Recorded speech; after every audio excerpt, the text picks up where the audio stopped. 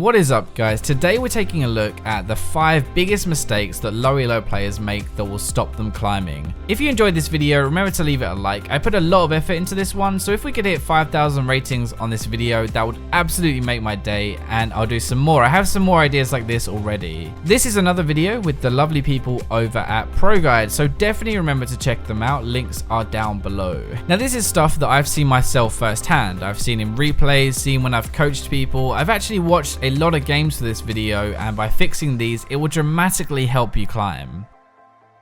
The first thing is the biggest one, being too passive or too aggressive. The ideal you want is somewhere in the middle, but in reality, most people are at one end or the other. So what is the problem with being too passive or too aggressive though? Too aggressive is probably quite obvious actually, but too passive, probably not so much. Too aggressive will be things like pushing constantly with no wards in lane, trying to fight all the time, trying to dive. This is typically like the guy who is off hunting for kills at 40 minutes into the game. He finds someone, he dives in only to find out the entire team was behind them too. Too passive is actually just as bad. It's really important, probably more important for this video. A lot of people are afraid to make mistakes, or they're afraid of dying, so they play safe, they play back, and they don't really have any impact. This is also why people don't close out games. They don't push your advantage, you don't take dragons, towers, because you're fine right now. You're in the lead, so you might as well just sit back and farm, right? Well no, actually that's how you lose games. So you need to make plays and you need to end the game. I'm not kidding when I say most high elo games are shorter than low elo ones, because people just don't focus on ending the game. I guess that's kind of the way to sum it up actually. Too passive, you'll have no impact, and too aggressive, and you'll have a negative one. The balance is kind of hard to find, and it's a constant juggle game to game, but it comes back to this idea of calculated aggression. It's aggression that has like some kind of thought or reasoning behind it, like we should engage here because I can see one of them bot lane, so it's a 4v5. That is a classic example, but if you're too passive, you won't take advantage, and you won't get that golden stuff you would have from winning that fight. Recognizing this stuff is how you go from not really doing too much or doing average to really carrying a game and climbing. I'm going to kind of put a side note here actually. It's not one of the top 5, but it fits into this idea of being aggressive. Low elo players don't capitalize on mistakes. If someone is out of position or just stood badly in lane, they don't do anything. They let them get away with it. Spotting these mistakes in games seems harder than it actually is. I guarantee you, if you record your games and watch them back, you'll see so many times where you could have killed your opponent and you'll be like, well, I just didn't think about it at the time, but yeah, he has no mana, he can't fight me back. That's what you want to fix, that's what you want to change, and the easiest way of doing it is to try and always think, can I kill them? So, second thing on our list, poor item builds, and this is twofold. First thing, it doesn't matter if you're 10,000 gold ahead. If you put that money into a dead man's plate on Zed or a Zhonya's on Maokai, you're gonna do pretty much nothing. At the end of the day, it comes down to what items we have when the fight happens. If we don't build properly, we're not using that lead we've gained from a few kills or having more CS than our opponents. And when it comes down to it, if they have better items than us, even if they have less gold, they're going to do more.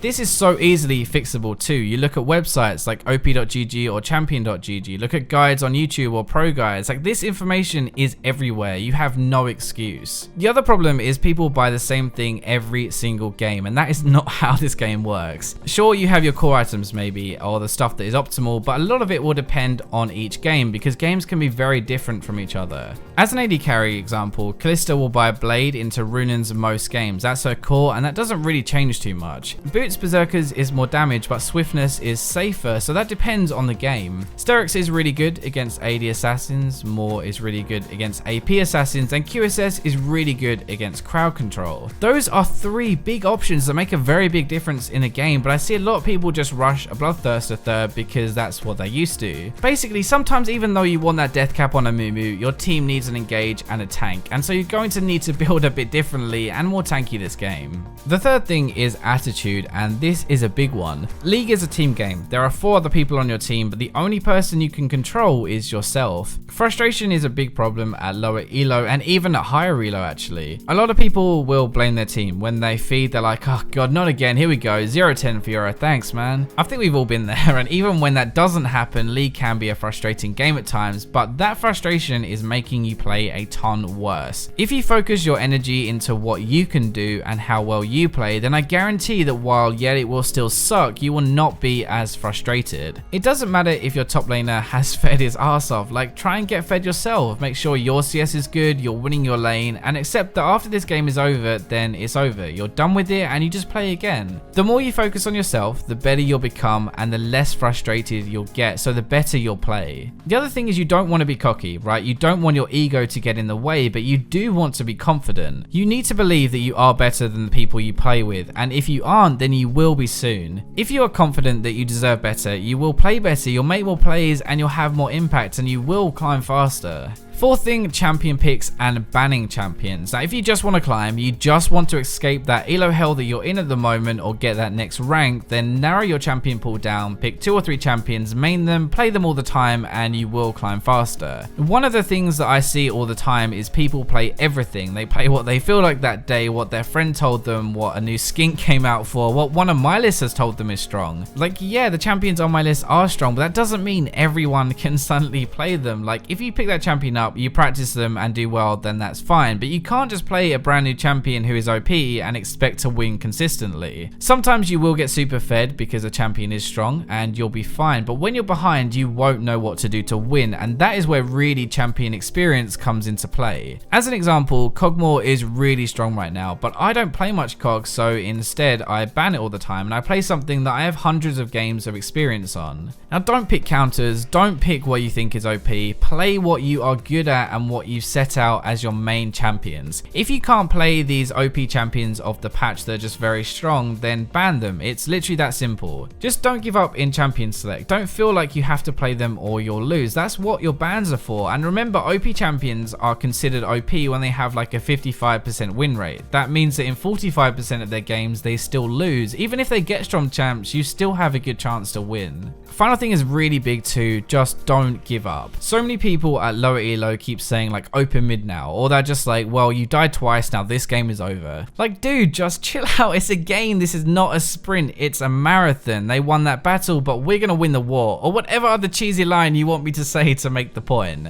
You know those games where you're so far ahead and then suddenly someone gets caught, then caught again, and you just lose? Well, that sucks, right? But that's why you don't give up. Yes, you had some pleb on your team who messed it up and threw the game for you, but if the enemy team had given up earlier, then they wouldn't be there to take advantage. Remember that while you have 4 plebs on your team who can throw the game, they have 5 on their team, obviously assuming that you aren't a pleb. In theory, they have just as much, if not more, chance of throwing their lead away and making a mistake. You just have to make sure that when they do, you are ready to jump on them. Sure, it sucks when someone feeds and you're behind, it really does, but just wait and see if they're going to make a mistake. Chances are they will, and you might actually win, but if you give up, then you're definitely going to lose. And personally, I'd rather take a small chance at winning than none at all. Anyway, I hope you guys enjoyed this video. I put a ton of effort into it, so make sure you like it if you did. Thanks again to Pro Guides for helping me with the editing on this one. You can check them out down below or their YouTube on screen now for a bunch of other videos. Remember to like, subscribe, comment, share here, but for now I'm going to catch you in another video.